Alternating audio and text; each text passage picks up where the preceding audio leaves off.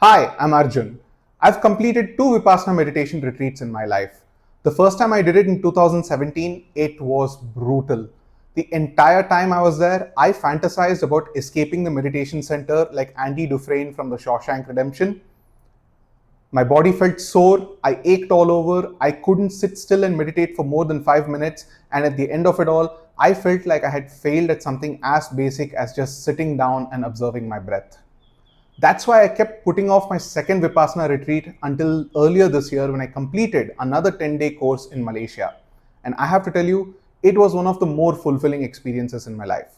So if you're like me and you've signed up for your first Vipassana retreat or you're hesitating to sign up for your second one, then watch through to the end of this video. I'll be giving you a few tips and tricks on how to make this experience a little more fulfilling for you and a little less painful overall. What is Vipassana? It's a meditation technique that's rooted in Buddhist tradition. The word itself means to see things as they are. The core practice involves observing the physical sensations in your body without reacting to them.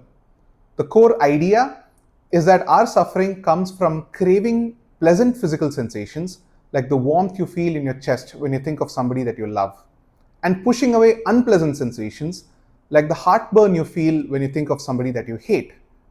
And by learning to observe these physical sensations without running away from them or reaching for them, eventually you can break free of the cycle of suffering. In the same vein, I think it's important that I mention what Vipassana is not. It is not a de-addiction program. Don't sign up just expecting to go cold turkey on cigarettes or quit alcohol, because when the 10-day program is over, you might be thrown back into your home environment and the stimuli might cause craving all over again. Secondly, it is not a direct substitute for mental health counseling or medication. For serious mental problems, both of them are required separately, and Vipassana can, of course, work in parallel with these to create a more stable state of mind. And lastly, don't expect Vipassana to be a vacation from your work or some kind of digital detox that causes you to relax, because Vipassana can demand work that is far more demanding than what the word mindfulness generally conjures. So if you come in with the expectation of walking out a more relaxed person, then you might be far from satisfied. Preparing for the retreat starts from what you pack for it. I won't bore you with the entire list of items. Instead, I'll put it in the description of this video.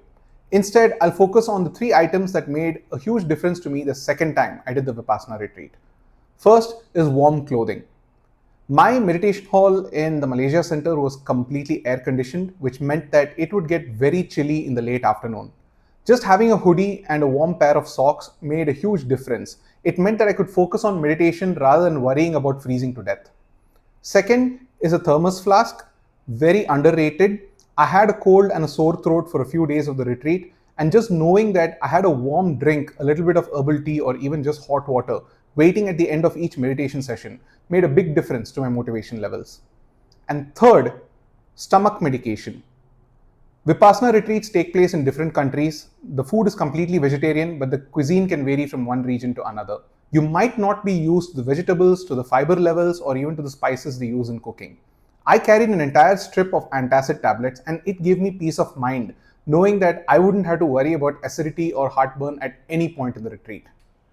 The next thing that helped me was asking the meditation center for a chair. Most people don't realize that you can ask, so go ahead and ask. I'm a big guy. I don't have flexible hips, knees, or ankles. So sitting in the lotus position or sitting cross-legged for more than 10 minutes is almost impossible for me.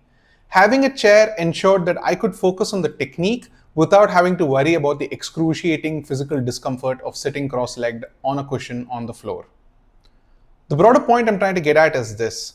You don't need to sit in a particular pose in order to get the benefits of meditation.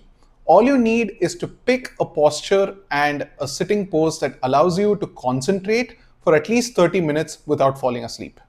Let's talk about the mindset that you need before you even step into the Vipassana retreat. When you listen to the experiences of other students online, when you even listen to the discourses of S.N. Goenka himself, there's a heavy emphasis on persistence, perseverance through discomfort, and having strict adherence to the technique. A lot of times this can get misinterpreted as being perfectionist or treating Vipassana as some kind of marathon where unless you run every single mile, unless you sit through every single minute of every single meditation session with perfect concentration, you're not going to reap the benefits of meditation. In fact, This craving for the perfect meditation experience is a very tendency that you're trying to overcome through Vipassana meditation. Your mind is supposed to get distracted, your mind is supposed to wander, and the core essence of the practice is bringing it back from where it has gone to focus on the breath or on the physical sensations in your body. In no sane world does any teacher or any spiritual master expect you to meditate from 4:30 a.m. in the morning all the way until 9 p.m. at night without having a mind wander a little bit, waver a little bit, or having physical discomfort that causes you to change position or to take a break. Vipassana is a mentally and physically demanding experience. You will be meditating in complete isolation, in complete silence, away from everybody and everything that you love and are familiar with. So cut yourself some slack. Take as many breaks as you need. Pace yourself throughout the meditation sessions. I personally would divide my 1 hour sessions into two segments of half an hour, 25 minutes of meditation, 5 minutes of rest, and then go back to the next 25 minutes segment. This way, it allowed me to approach the meditation technique with the care and the alertness and the attention it required without treating it as a chore that I had to get through until the next meal break. So be kind to yourself, be compassionate, and may all beings find love, joy, and happiness.